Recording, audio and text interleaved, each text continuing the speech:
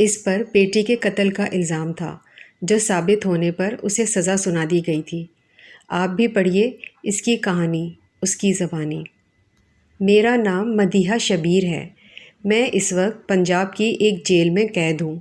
میں ایک دیہاتی لڑکی تھی۔ میں نے جب بچے کو جنم دیا تو درد کی شدت کی وجہ سے بے ہوش ہو گئی تھی۔ ہوش میں آنے کے بعد جب میرے حواس بحال ہوئے تو مجھے بتایا گیا کہ میری کوکھ سے جنم لے کر اس دنیا میں آنے والے بچہ لڑکی ہے، تو میں نے موقع ملتے ہی اسے جان سے مار دیا تھا۔ میرا سسرال جو ویسے ہی مجھ سے تنگ تھا، انہیں موقع مل گیا جس کا بھرپور فائدہ اٹھاتے ہوئے انہوں نے کیس درج کروا کر مجھے جیل بھجوا دیا، اور جیل جانے کے بعد مجھے طلاق مل گئی، جبکہ میری بوڑھی بیوہ ماں جو انتہائی لاغر تھی، اس نے ہر ممکن کوشش کی کہ میں سزا سے بچ جاؤں۔ مجھے پاگل ثابت کروا کر جیل سے نکلوا کر مینٹل ہاسپٹل منتقل کروانے کے لیے میری ماں نے اپنا گھر تک بھیج دیا، مگر میں اپنے فیصلے پر قائم رہی۔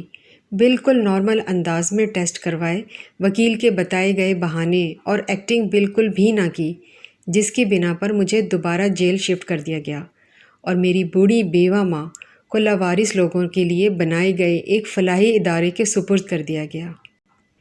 میں نے بیٹی قتل کی تھی۔ اس کی دو وجوہات تھیں۔ پہلی وجہ، جب اس سے میں نے ہوش سنبھالا تھا، اپنی ماں کو سسرال والوں کے طنز و طعنہ سنتے دیکھا کہ یہ عورت کبھی بیٹا پیدا نہیں کر سکتی، اس عورت کی وجہ سے ہماری جائیداد کا کوئی وارث پیدا نہیں ہوگا۔ بیٹا پیدا نہ کر سکنے کے جرم میں میری ماں کو مختلف چیزوں کی مدد سے پیٹا جاتا تھا، یہاں تک کہ میری ماں کی اپنی چمڑی اتر جاتی تھی، جگہ جگہ کٹ لگ جاتے تھے، جسم سے رستا ہوا خون میری ماں پر ہونے والے تشدد کی شدت بتانے کے لیے کافی ہوتا تھا۔ درد کی شدت کی وجہ سے میری ماں بے ہوش ہو جاتی تھی، تو بجائے اس پر ترس کھا کر چھوڑ دینے کے اسے ڈرامے باز، میسنی اور مار سے بچنے کے لیے بہانہ قرار دیتے ہوئے بے ہوش میں لانے کے لیے حالت بے ہوش میں ہی اور پیٹا جاتا تھا۔ پتہ نہیں کیوں میری بڑی بہن کو کبھی ماں کی تکلیف کا اندازہ نہیں ہوتا تھا۔ وہ اکثر ماں سے کچھ نہ کچھ مانگتی رہتی تھی، اور مجبور ماں نہ دے سکتی تو میری بڑی بہن ماں سے روٹھ جاتی اور کھانا پینا چھوڑ دیتی، تو جب تک میری بڑی بہن کھانا نہ کھاتی میری ماں کے حلق سے بھی نوالا نہیں اترتا تھا۔ تشدد کا یہ عالم تھا کہ جب تیسری بار میری ماں امید سے ہوئی تو وقت سے پہلے ہی میڈیکل کروا کر پتہ چلا لیا گیا کہ اس بار بھی بچی ہی ہوگی، اور ایک بار پھر کوکھ میں بچی ہونے کے جرم میں میری ماں کو تشدد کا اس قدر نشانہ بنایا گیا کہ میری تیسری بہن ماں کے پیٹ میں ہی مر گئی۔ اس کے بعد میری ماں کا ابارشن کروا کر اسے طلاق دے کر ہم دونوں بہنوں کو بھی اس کے حوالے کر دیا گیا۔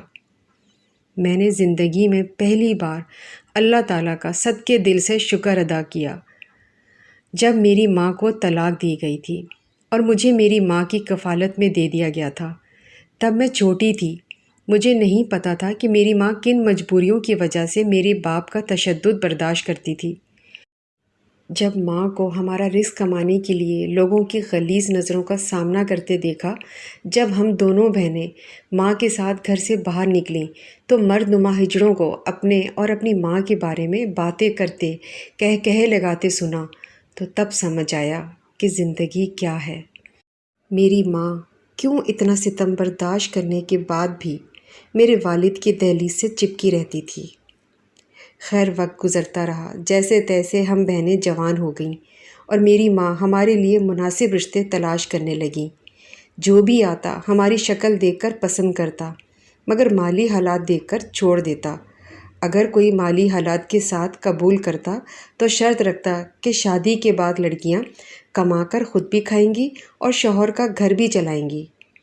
ابھی میری ماں ہمارے لیے رشتے دیکھنے کے جھمیلوں میں الجھی ہوئی تھی کہ میری بڑی بہن راتوں رات کسی کے ساتھ چلی گئی، جسے ہم چاہ کر بھی دوبارہ نہ ڈھونڈ سکے، نہ اس نے کبھی پلٹ کر ہماری خبر لی۔ میری بہن کے یوں چلے جانے کا صدمہ میری ماں کو جیتے جی مار گیا، مگر سانس لینا اس کی مجبوری تھی، کیونکہ میں ابھی ان کی ذمہ داری پر تھی۔ مجھے یاد ہے میری ماں نے مجھے کہا تھا کہ تجھے کوئی پسند آئے اور وہ نکاح کے لیے تیار ہے تو بتا، میں تیرا اس سے نکاح کر دیتی ہوں۔ مگر مجھے دھوکہ دے کر شریعت کے حکم عدولی کر کے کسی کے ساتھ راتوں رات نہ بھاگ جانا۔ میں نے ماں کو دلاسا دیا اور اپنا سر ماں کے قدموں میں رکھ کر کہا، ماں، میں چاہتی ہوں کہ میں ساری زندگی آپ کے قدموں میں گزار دوں۔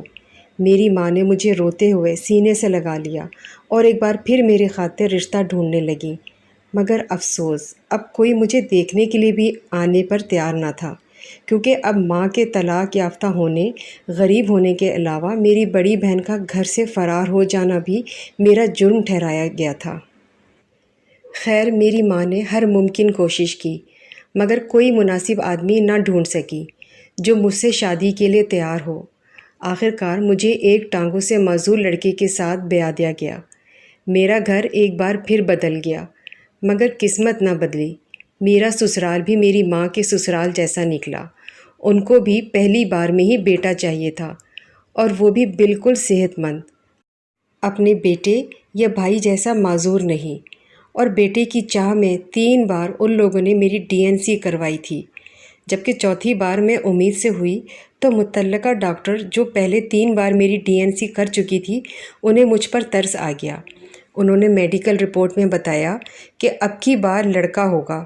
حقیقت معلوم ہونے کے باوجود وہ چھپا گئیں، اور جب مقررہ وقت پر میں نے ایک بچی کو جنم دیا تو میرے گھر میں ہنگامہ برپا تھا۔